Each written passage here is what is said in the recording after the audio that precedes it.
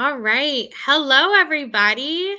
Um, Thanks for joining us for a special look at what our restoration teams are doing on a ship in the Gulf of Mexico. My name is Jamie Thompson. I am an ocean education specialist at the Smithsonian National Museum of Natural History, and I will be your host today. So, we're going to get to talk to our friends on a ship named the OSV Island Intervention. It's a 390-foot ship located about 13 miles off the coast of Galveston, Texas. They are at a place called the East Flower Garden Banks, and it's located in the Flower Garden Banks National Marine Sanctuary. And that's actually the only national marine sanctuary located in the Gulf of Mexico.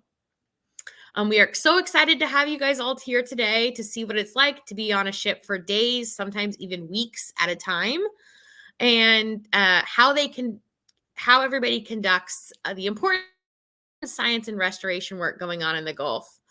Today, we are going to be taking a deep dive on how we are using saturation diving and lander technology to help us restore deep sea floor habitats in the Gulf of Mexico. So please feel free to share any questions or comments that you have that come in the chat throughout the program. We'll pause for questions whenever we get them, whenever we see them coming in.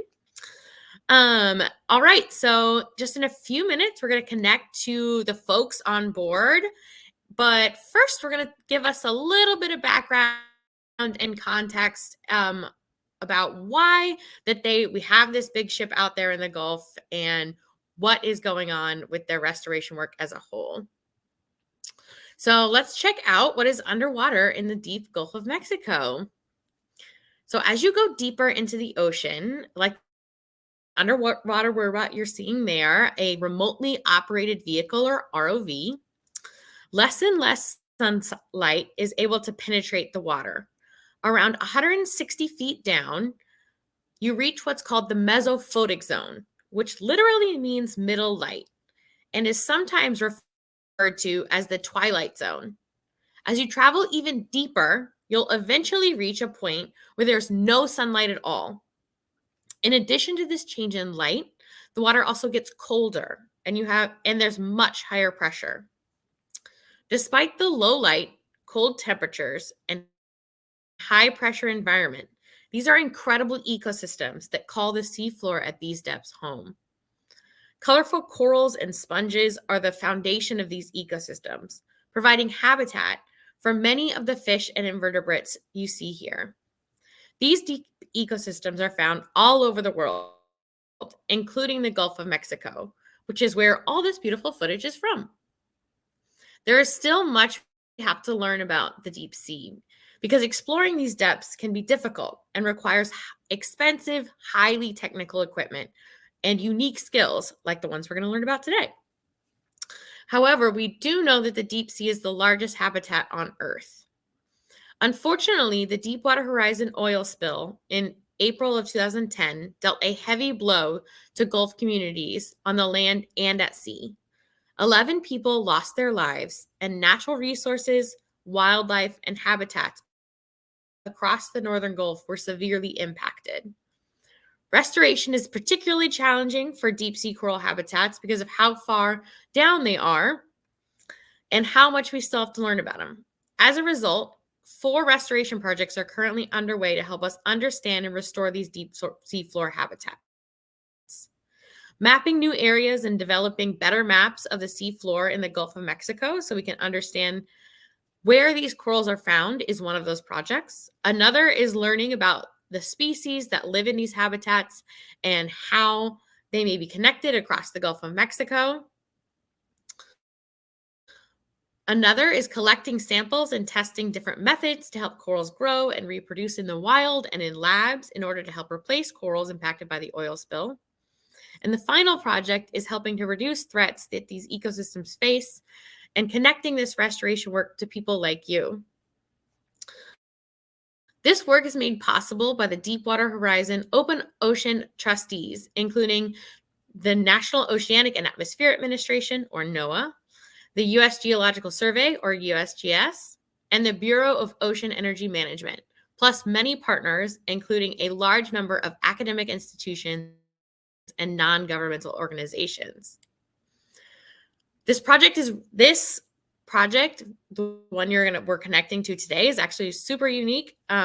This mission is one of the first significant NOAA and Navy collaborations in the Gulf of Mexico, and is the deepest dive for humans for a NOAA science mission, and is one of just a handful of times that saturation diving has been used at sea for a NOAA mission. So now let's connect to those folks who are doing some of this restoration work and connect to them live from the ship. This is a cool view of the ship they're actually on. It's a massive vessel. You can see the big crane, and it even has like a helipad, and all of that.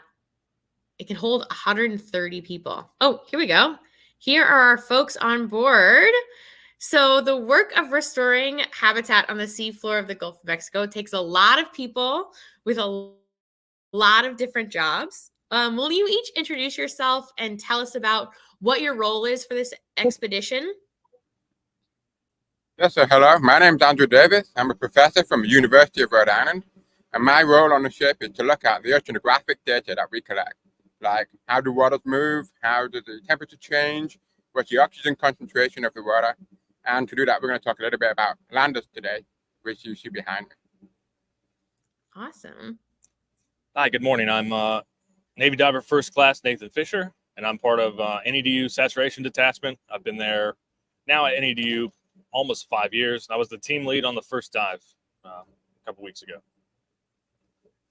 Hi, everybody. My name's Philip Yang. I'm a PhD student at the University of Rhode Island, and I work with Andrew Davies on studying the ocean and mesophotic coral reefs and the different environmental conditions that reefs and benthic organisms experience on the seafloor. Very cool. Can you talk a little bit about, for each of you, how each of your work supports the restoration of these amazing coral habitats that are kind of deeper in the ocean? Yeah. So our side of the project is we work with these things that we call landers. There's a big one behind me, and we place them on the seafloor to try to understand and characterize the environment that the organisms experience down there. Because, you know, you and I, we can experience and sense what is happening above water, but it becomes a lot more challenging to put things in the deep ocean and recover them and collect data and information that we're interested in that is relevant to the lives of these organisms down there. Yeah, so what Phil says, what we're trying to do with restoration is trying to really understand the environmental characteristics that drive the distribution of these species. We have no idea why they grow where they grow. And really trying to get that kind of understanding is absolutely vital for restoration programs. There's no point restoring a habitat if the conditions in the area are not suitable for that particular species. So characterization is a really important part of the overall restoration goal. Yeah. Yeah, and we're basically the human element down there underwater for any soil samples, other coral samples, sea samples, and then some lionfish eradication and drilling the holes, anything like that that needs to be done that the ROV may not be able to get to. Yeah, so this cruise is really unique in that it involves saturation diving. And saturation diving is not like diving that most people, may be familiar with. Can you tell us a little bit about what saturation diving is and how it makes it different from maybe like recreational scuba diving? Yeah, absolutely. So normal diving, is you go down to a certain depth, you can stay for a certain length, and then you have to decompress after your dive. So with saturation diving, it's your body becomes saturated, you stay there under that pressure, and then you just end up doing your decompression after the fact. So we can stay in our habitat over here for up to 30 days, and we can also go as deep as 1,000 feet or 305 meters. And basically, we dive team will go in there, we live in there, sleep, shower, We lock in food to everybody. You do your dive day, and then sleep at night, wake up and do it again. So a lot deeper for a lot longer. Amazing. So these habitats, they kind of look like smaller and a little more compact. What's the longest amount of time you've spent in the habitat, and like what's the most difficult part of that experience, or what's the most difficult part of, saturation diving in general? Yeah, so I personally have spent about 15 days straight in there. I know other people have spent 30 days and up. I would say the most difficult part is just not having control of anything. You're down there by yourself. You rely on all your topside personnel to get you everything, food, drinks, anything that you need relies on them. So I would say as long as you have a good team, you trust all your guys, it's really not too bad. Some boredom, just relying on them, but yeah, it's fun. Do you have any like go-to snacks while you're in there to keep morale up? Or is it just like fuel? Go-to snacks, probably normal candy. I'm usually a chocolate guy, not candy, but candy tastes very good down there, and ice cream. So yeah, all the sweets taste better for some reason. You need a little treat. You need a little treat after being in a confined space for 15 days. So talking about the lander a little bit, which is right behind you guys. Most people have probably never heard of what a lander is, or like what kind of measurements it might be taking. Can you tell us a little bit more about that lander and like the logistics of getting it together and things like that?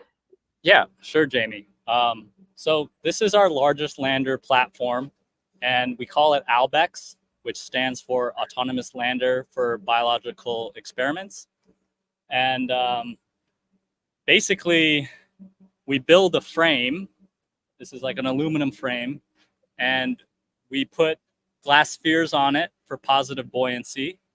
And we add instruments at all different parts of the lander that we're interested in using to characterize oceanographic parameters down in the sea floor. So, for example, we have a sediment trap, which is this big white tube here that just collects sediment that falls down through the water column to the sea floor. And that's relevant to the organisms that live down there.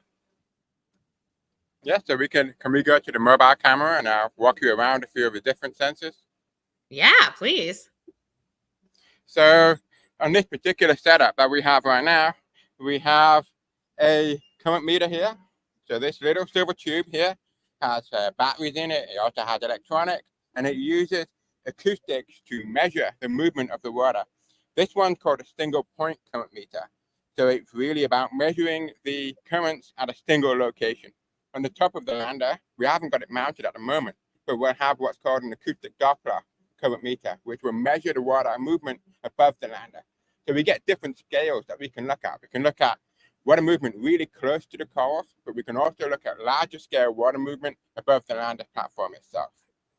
And then coming over here, we have the camera system. So we have a underwater camera, which is connected to a very, very large battery pack here. This large silver tube is a pressure housing, and this contains an exceptionally large battery that powers the camera and light system. The objective of this is to try and see what happens on the sea floor for a whole year, because we just don't have any information. We don't know what fish or what other species like crabs come by during the year. What happened to the sediment? Do we see food fall? Do we see particles moving around? And the objective of the camera system is to try and give it a little bit of contextual information to address that question. The camera is supported by two separate lights. So we have two lights set either side of the lander that illuminate the seafloor, because as Jamie said earlier, there's no light when we go deep. Yeah? So we have to provide our own source of light. Now, the main brain of the lander is this extremely large instrument here, which contains all of these different auxiliary sensors. This is called a CTD, which stands for conductivity, temperature, and depth.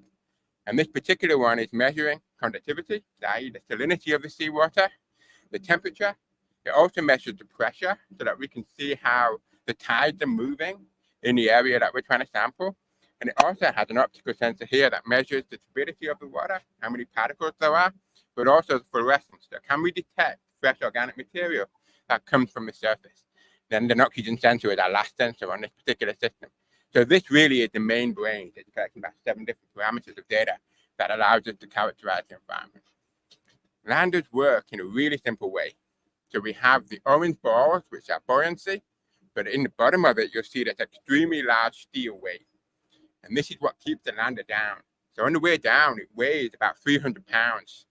But when we want it to come back, we drop that weight using these 2 acoustic releases in the center of the lander here, the red ones. And that weight then falls beneath the lander. The lander comes back to the surface because it weighs 300 pounds, negative 300 pounds in water. So it floats all the way back to the surface. We pick it up, and then we download the data, and then we analyze it for a year or so. And then we write a paper. We tell people what to do, about the environment and what we've learned. And that's it. That's so cool. Something about deep sea research that other people might not know is that the deep sea is so vast that often you can only visit one place at one time, and you just get one really quick snapshot of what's going on in the ocean. But these landers give us a really cool way to monitor those things long term and get lots of data over a long period of time. So have you guys ever deployed these landers and collected them from the Gulf before? Or is this the first? Yeah. So there's actually 2 of landers like this one. It's, I guess, siblings per se, that are in the Gulf right now. They got deployed earlier this year on other research cruises through this mesophotic and deep benthic communities project as well.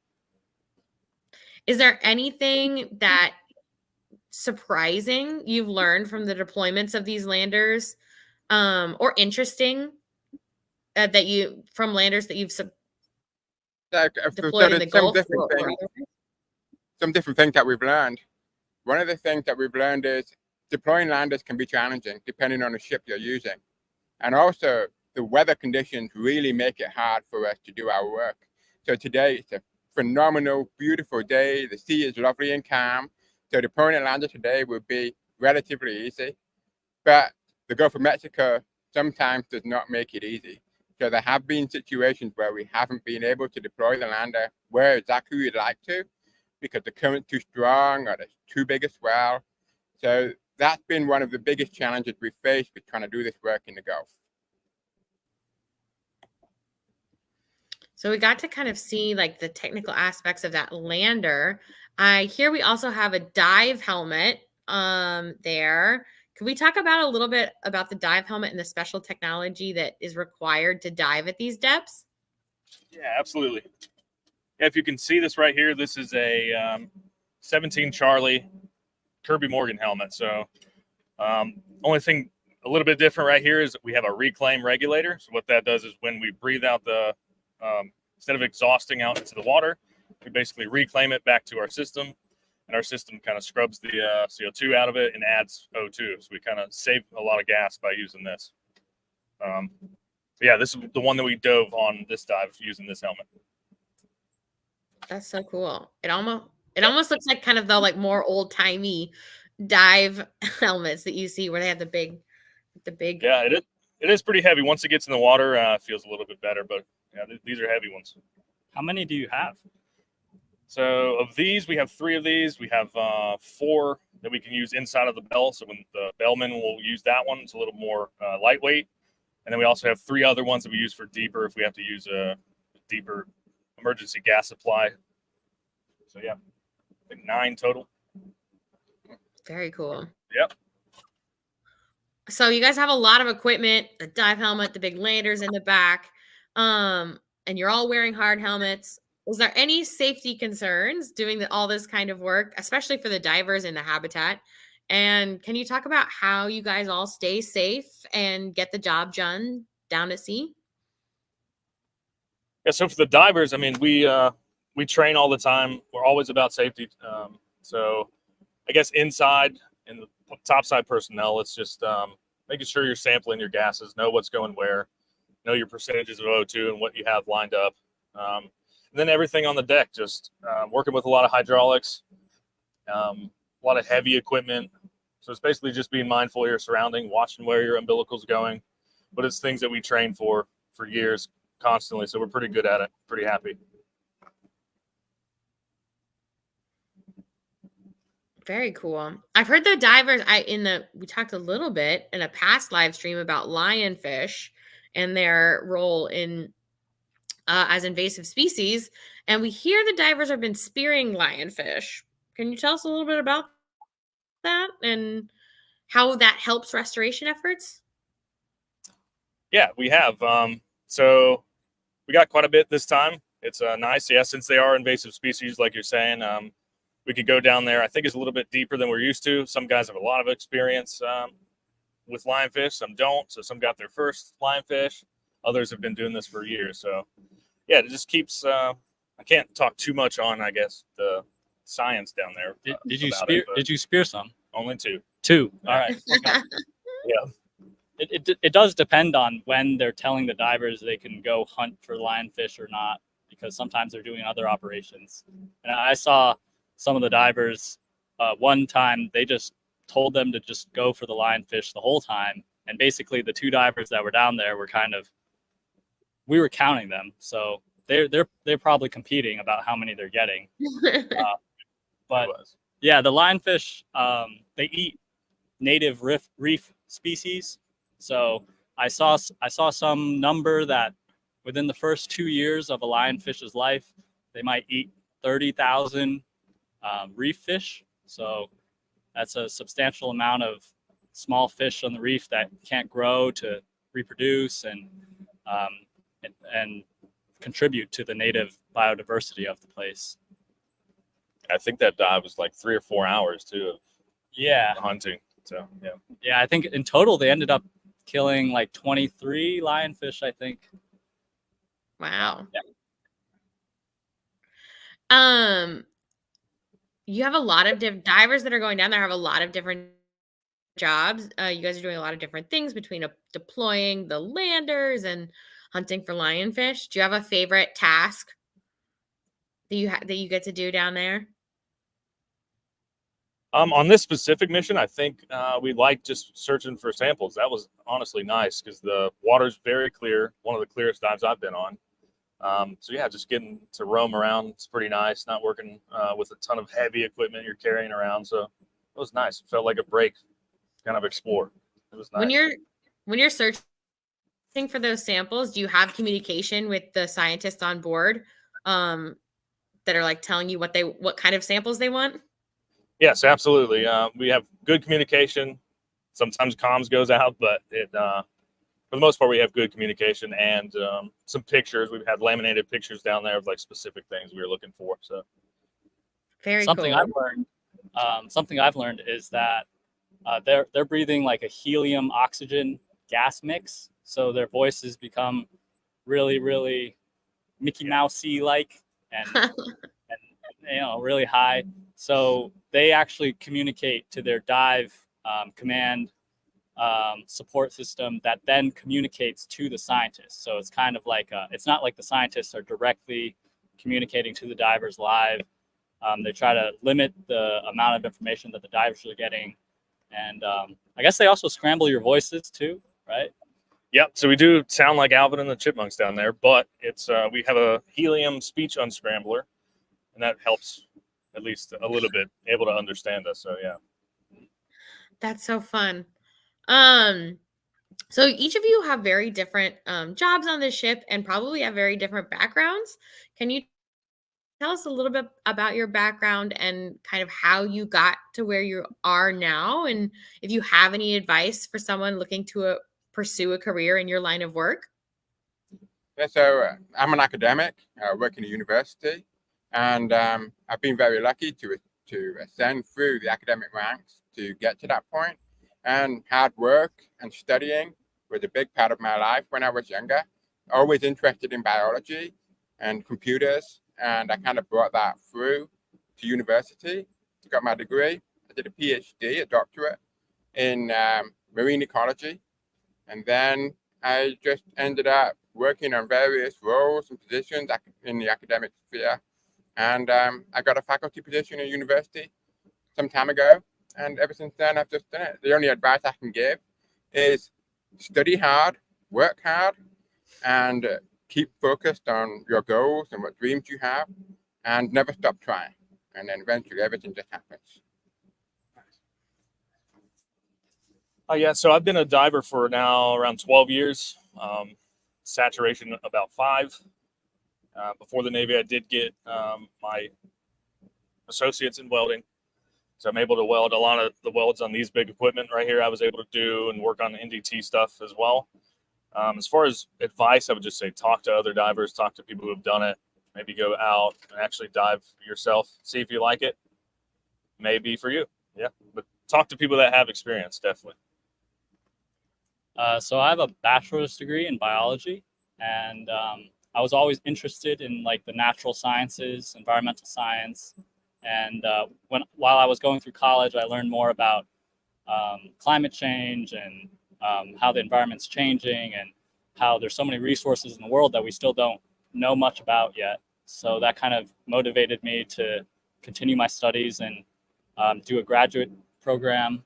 So I'm doing a graduate program now in oceanography. And in terms of advice, I would say just, it's a kind of a circumstance of hard work and studying, but also situations. So, doors will open and you kind of have to take the chances that are given to you if you're interested in them. Yeah. Awesome. So I've got a couple questions from people in the chat. So one of them is about kind of more the technology about saturation diving. Can you describe the dive suit that the divers wear and like how things like buoyancy are controlled? Yeah, so for this one, we don't have necessarily a dive suit. So we have hot water suits, basically. It's like a neoprene type wetsuit with a hose that runs throughout your body. And then we have submersible pumps that pump water and heat it, and it heats it all across your body. So that way you're able to stay warm. And then the normal helmet that you saw earlier, we wear that, and then a emergency gas supply on your back. So with buoyancy, you don't really need to be buoyant with SAT. It's not best to be super buoyant, so we kind of try to weigh ourselves down, actually. Usually use weight belts, ankle weights, anything to keep us down there, able to move and walk across the bottom easier. Another question about that saturation diving.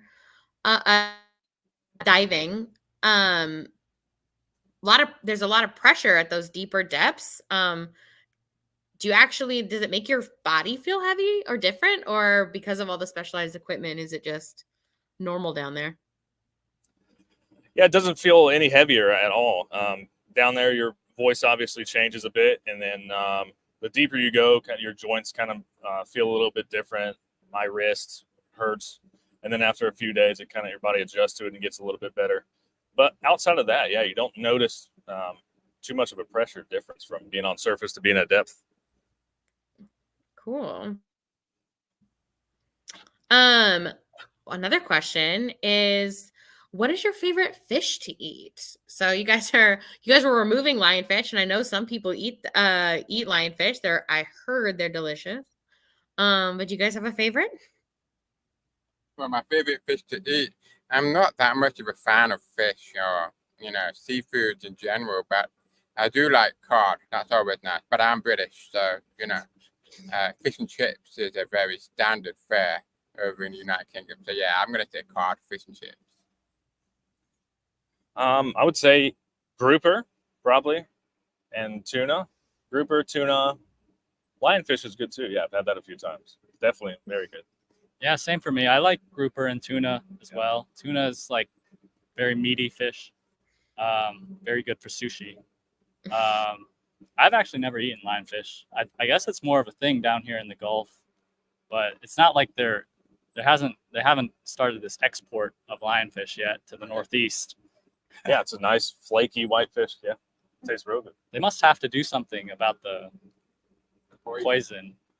I've cooked one time, so I trim off with scissors, just trim off the spines and fins, and then set the whole thing on the grill, and then it just flakes off. Pretty easy then. Yep. Nice. I've had lionfish ceviche. It's delicious. a question about landers. You talked a little bit about all the sensors and everything and all the data you're going to get. What are some of the like key data points that you're most interested in, and some of the implications of the discoveries that those discoveries may have? So what we're most interested in is the synthesis of all of this data. So we really want to try and understand the food supply that comes to the coral. So that includes things like turbidity, fluorescence, but it also includes the sediment trap data, and in some cases, some of the camera work. So what we aim to do with a lander like this is try and capture as many variables as we can so that we can get a really good view of the whole ecosystem. So we're not really honing down on a single one. We're trying to produce that synthesis of that characterization. Very cool. All right, so we're actually coming to the end of our time. You guys have been great. I learned a lot today. So thank you all for answering our questions and spending time with us. Can you remind us all about how the work you're doing supports the restoration of deep sea coral habitats in the Gulf of Mexico? So characterizing their environment, we know what sort of environment that the organisms are experiencing that can help us understand how better to restore a coral. Because if we don't know what it's going to experience over some length of time, how can we really expect it to be restored successfully? Yeah. I have one. Oh, go ahead. Yeah, basically what I said earlier. Basically, we're the human element of restoration down there on the bottom. So anything the ROV is not able to do, and just take kind of direction from the guys that know best. Yeah. So my final point really is that these kind of projects require so many different people with so many different skill sets, because restoration is not an easy thing to achieve. So you need biologists, we need physical oceanographers, we need divers, and bringing that human element of collaboration to projects like this is absolutely vital to be successful in these kind of extremely complex, limited knowledge at the beginning, and really challenging projects. Yeah. I've got one more question for you guys. But before we do that, I just want to tell everybody who has joined in that if they want to learn more, they can check out the links that are being posted.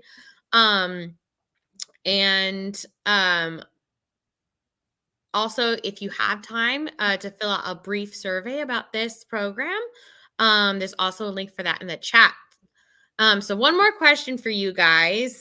We've talked a lot about your experiences on the work of the ship and restoration. Can you tell us something that gives you hope for the future of these habitats?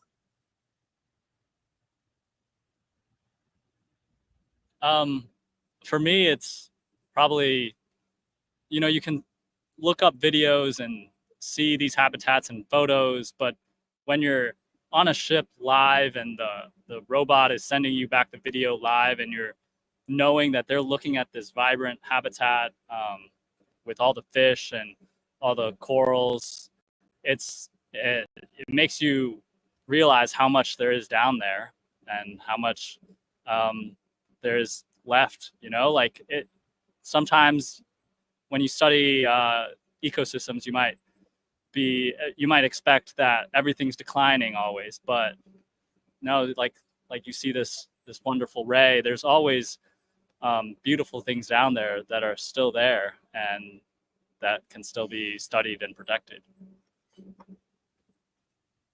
Yeah, and I have hope just through how well that this mission went, to be honest. Everything that we did, and just looking forward to the future, hopefully working with everybody again. It was just an amazing time. Yeah, I agree with everything my colleagues have said here. It's very abstract. We learn a lot from TV, from photos, from media pieces. It's important that we appreciate the marine habitat that we have, and we celebrate it in a way by studying it more, learning more about it in a way that we don't impact it. And that's one of the real benefits of having the divers on board, is that they can do things very, very dexterously, very quickly, very well, that we can't do with robots or other technologies. So it's phenomenal to see that. But my hope for the future is, let's try to preserve this habitat that we have, this world that we have, and let's celebrate the fact that it's amazing and miraculous and every adjective you can think of under the sun.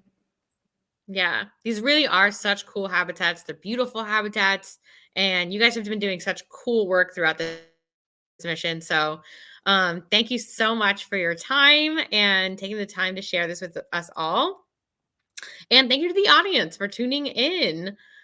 So if you enjoyed today's event, spread the word to your friends and family. We've got upcoming events, which you can check out on the University of Rhode Island's Inner Space Center YouTube page. We have a couple more live stream programs scheduled, so feel free to check those out. But thank you all for your participation today. Thank you, Jamie. Thank you. Thank you.